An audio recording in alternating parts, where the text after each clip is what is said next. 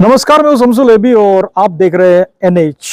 जैसे कि आप जानते हैं कि अभी कुछ दिनों पहले गुवाहाटी हाई कोर्ट ने जो एनआईए का केस नंबर 1 था उसको खारिज कर दिया, यानी कि उसको पूरी तरीके से कैंसिल कर दिया। और उसमें जो लोग भी जिन लोगों का उसमें सजा हुआ था वो सजा अब माफ हो गया है। उसमें से एक शख्स है हमारे farmer CM NCS autonomous council के निरंजन होजाई। तो आज निरंजन होजाई जी हमारे साथ है, हम उनके साथ कुछ बातचीत करेंगे और हम कोशिश करेंगे कि उनके मन में भी जो बात है वो डिमा हसाओ के जो लोग हैं उन तक उनका मन का बात पहुंचे। तो निरंजन जी, बहुत बहुत स्वागत है आपका एनएच में। Thank you. अच्छा, तो सबसे पहले तो आप ये बताइए कि अभी काफी दिन आप अंदर थे और निकलने के बाद खुली हवा में कैसा लग रहा है? हाँ, ये तो ऑफकोर्स बहुत अच्छा लग रहा है। और सबसे पहले मैं कहूँगा कि आज में जो यहाँ उसका वजह हो हमारा शंकर बोलेंगे बाबा ओम नमः शिवाय के वजह से, भगवान राम जय श्री राम और महावीर बजरंगी जो ओम हनुमते नमः उसका वजह से हो। और जो हम आशा था कि आने वाला दिन में हम लोग को न्याय मिलेगा, फाइनली वो मिल गया। इसलिए बहुत बहुत जो हम लोग का न्याय का हम लोग को न्याय देने वाला जज को नाम नहीं है वो लोग को थैंकफुल हमारा तरफ से। और सेंट्रल स्टेट में जो सरकार है जो हम लोग को शायद मदद किया, हम लोग को पता नहीं, शायद वो लोग को आशीर्वाद से हम लोग को यह डिमा हसाओ सरकार ऑटोनोमस काउंसिल का और बाकी जितना पब्लिक जो हम लोग को डिमा हसाओ वासी विभिन्न जाति जनजाति डिमासा मार नेपाली कुकी जैसे रांगखोल बेटे बेंगोली मुस्लिम और नागा जिमी सबको भी वो लोग को आशीर्वाद से हम यहाँ हूँ। मैं ये विश्वास करता हूँ कि हम लोग का जो भगवान है ऊपर वाला है, तो वो लोग का आशीर्वाद की वजह से शायद हम लोग को भगवान भी आँख खुल के देखा। तो सबको भी डिमा हसाओ वासी स्टेट सेंट्रल डिमा हसाओ सबको भी हमारा तरफ से कोटि कोटि प्रणाम, क्योंकि आज जो भी हो वो लोग को वजह से हूँ मैं। तो अभी आपको जो माहौल था अभी इतना कम, आप जब यहाँ पे सीएम हुआ करते थे, एक दफा आप जब सीएम बने फिर उसके बाद आपका सीएम सीट चला गया, फिर कांग्रेस आ गया था, फिर उसके बाद फिर जब स्टेट में बीजेपी सरकार आया फिर आप एग्जीक्यूटिव मेंबर बने। लेकिन अचानक से जब आपका वो एनआईए का जब केस हुआ था, जब आप कोर्ट में गए थे, तो क्या आपको उस वक्त लगा था कि आज मेरा यहाँ पे जेल हो जाएगा? हाँ, हमको पता ही था, क्योंकि ऐसे हमको जानकारी होता, मतलब ऐसे कोई मतलब कुछ कुछ मालूम होता हम लोग शायद जेल हो जाएगा। तो हमको पता है हम लोग जेल जाने से हम लोग क्योंकि हम लोग जो लो जो बोलेगा वो हम लोग मानना पड़ेगा, क्योंकि हम लोग भी इंडियन है और लो को हम लोग को मानना तो बोल जो हम लोग को अभी उम्र भी हो गया, अभी नहीं जाने से भी तो हम लोग कहाँ जाएगा अभी। इसलिए हम लोग सबको भी बोलते हम भी लो को मान के हम लोग मतलब जानबूझ के हम लोग जेल में चला गया। तो आपको तब कुछ फीलिंग हुआ था कि कैसे फीलिंग हुआ था आपको कि नहीं, अभी जेल में जाना है? जेल में जाना हमको इसका कुछ फीलिंग नहीं हुआ। जब जेल में गया था उस टाइम हमको बहुत मतलब कुछ दिन तो हम लोग को बहुत दुख तकलीफ हुआ, क्योंकि वहाँ में रहने का आपको मतलब इन्वायरमेंट अलग हो गया, वहाँ का एटमोसफेयर अलग है। तो यहाँ का दुनिया वहाँ का दुनिया बहुत अलग है, क्योंकि it's like a another planet, you know, I can explain. But अभी जो आने के बाद में अभी वो दूसरा प्लेनेट से हम लोग अभी हम लोग आदमी का प्लेनेट में आ गया, अभी बहुत खुश है। अभी आप बहुत खुश है? हाँ। अभी जब आप वहां से आए तो मैंने देखा कि लोगों ने काफी आपको दिल खोल के आपको स्वागत किया, आपको वेलकम किया। तो आपको क्या लग रहा है कि लोग अभी भी आपके साथ है पूरा? देखिए, हमने कुछ पता ही नहीं, तो हम सोचा भी नहीं था, मतलब हम सोचा कि डुंगरावासी हमको ही मतलब इतना प्यार करेगा।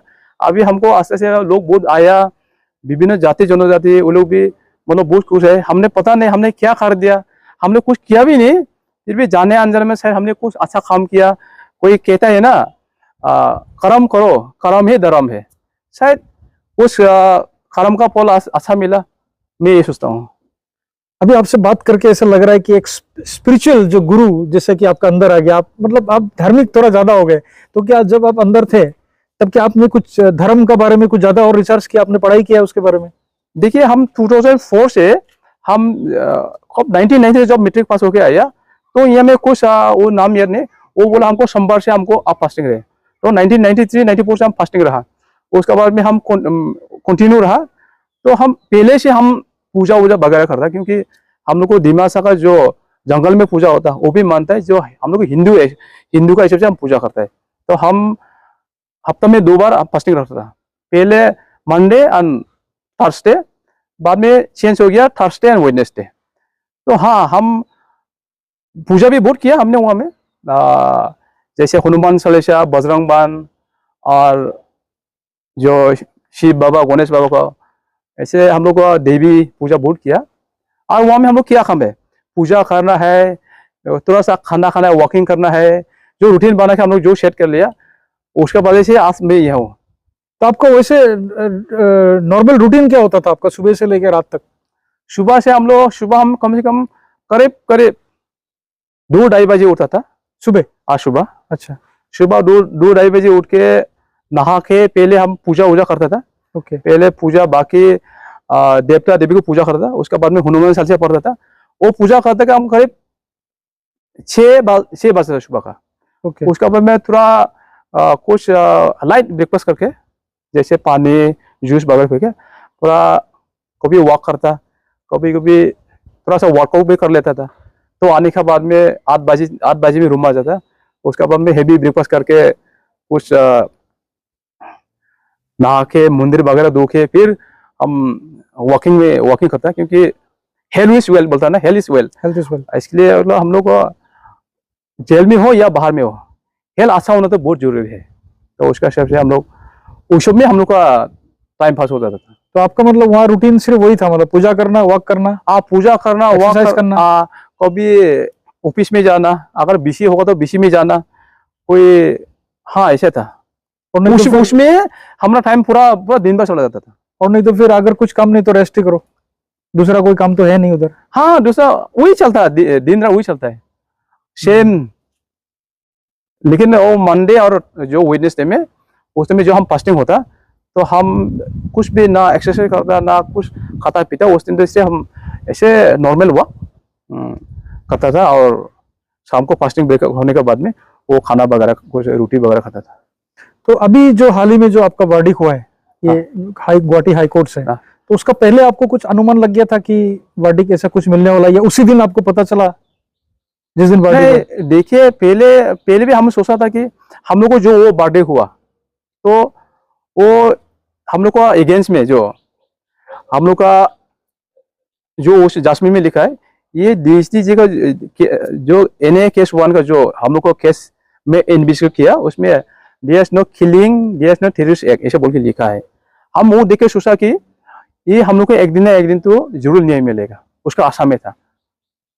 उस दिन जब आपको अचानक से आपको पता चला कि आप लोगों का अभी खत्म हो गया केस, ये पूरा आप लोग का जो पनिशमेंट था वो खत्म हो गया, कैंसिल हो गया, तब आपका फीलिंग्स कैसे आया कि अभी जाना है लोगों के पास, डिमा हसाओ जाना है?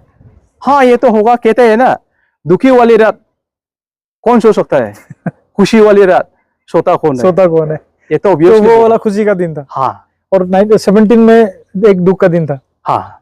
तो वो रात भी आप नहीं सोया, ये रात भी आप नहीं सोया? हाँ जरूर, हाँ वही है। चलिए, अच्छा लगा आपसे बात करके, काफी इंटरेस्टिंग बात आपने बताया। अभी ये बताइए कि अभी इलेक्शन भी आने वाला है, क्या प्लानिंग है?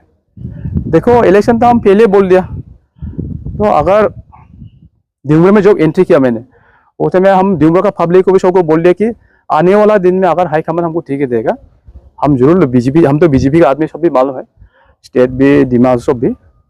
हाँ, अगर वो लोग हम डिजर्व लगता है, I am a deserve for candidate, वो लोग अगर हमको माया करके अगर दे दिया तो हम जरूर खेलेगा।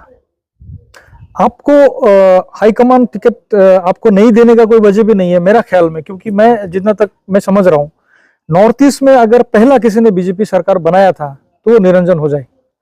आपको शायद याद हो कि जब आपने काउंसिल में देवजीत हुसैन को हटा के एक तरीके से अगर मैं कहूँ, तब आपने जब बनाया था, वो साल था शायद 2015। हाँ। तब तक यहाँ पे नॉर्थ ईस्ट में बीजेपी का कोई हवा नहीं था, कहीं पे कोई बीजेपी का कोई सरकार नहीं था।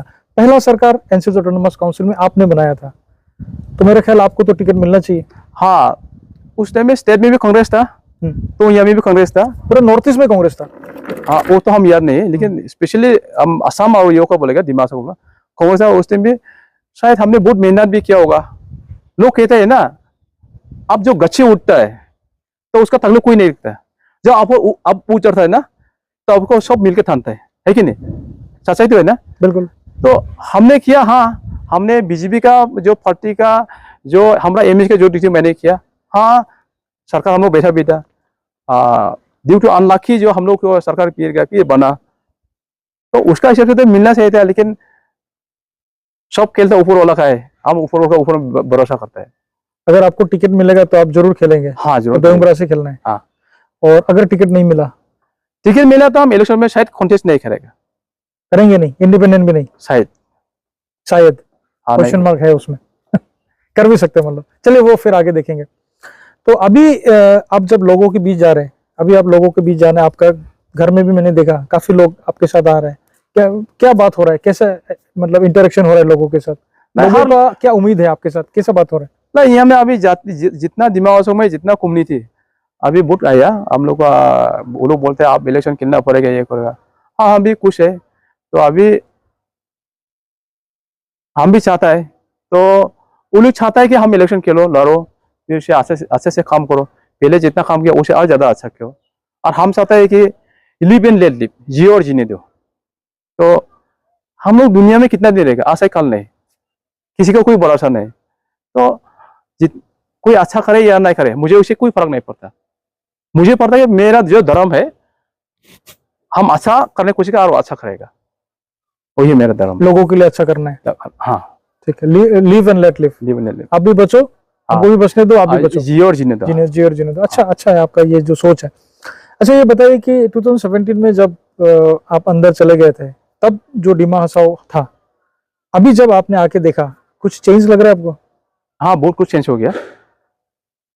बाकी का हम नहीं बोल, जो हम अभी पहले यहाँ बैठ के गया, जो हमारा क्वार्टर वो भी इतना अच्छा हो रहा है, दिमाग में इतना डेवलपमेंट हो गया। अभी रास्ता बोलो, जो कम्युनिटी हॉल बोलो, ऑडिटोरियम हॉल बोलो, ऐसे तो बहुत आगे बढ़ रहा है।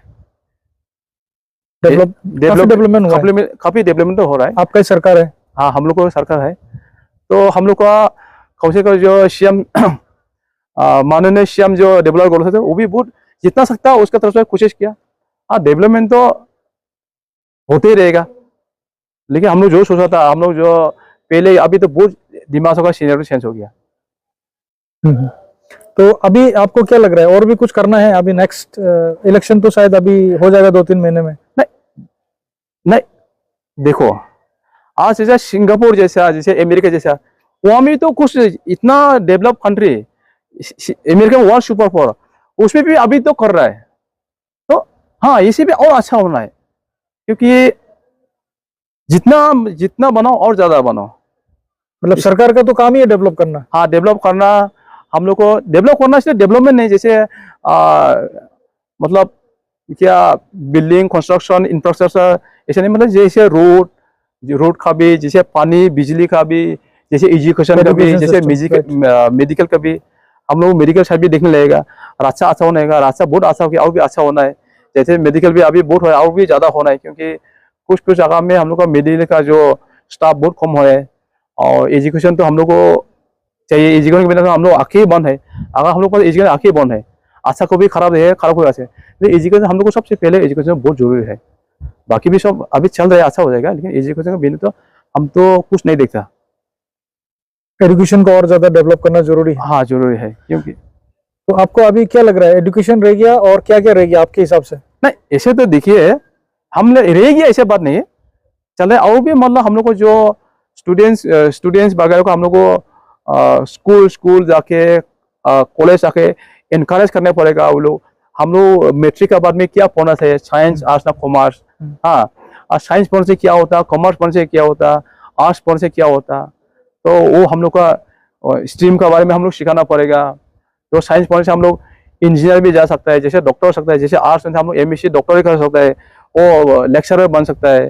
जैसे कॉमर्स से हम लोग का बैंकिंग साइड में जा सकता है। बिल्कुल। हाँ, जैसे हम लोग का, जैसे स्पेशली आर्ट्स का जो स्टूडेंट है वो ज़्यादा मतलब एपीएससी में ज़्यादा ये डिजर्व करता है। साइंस का स्टूडेंट भी जैसे जूलॉजी जो सब्जेक्ट है उसको जैसे मतलब इंडियन फॉरेस्ट सर्विस में डिजर्व करता है।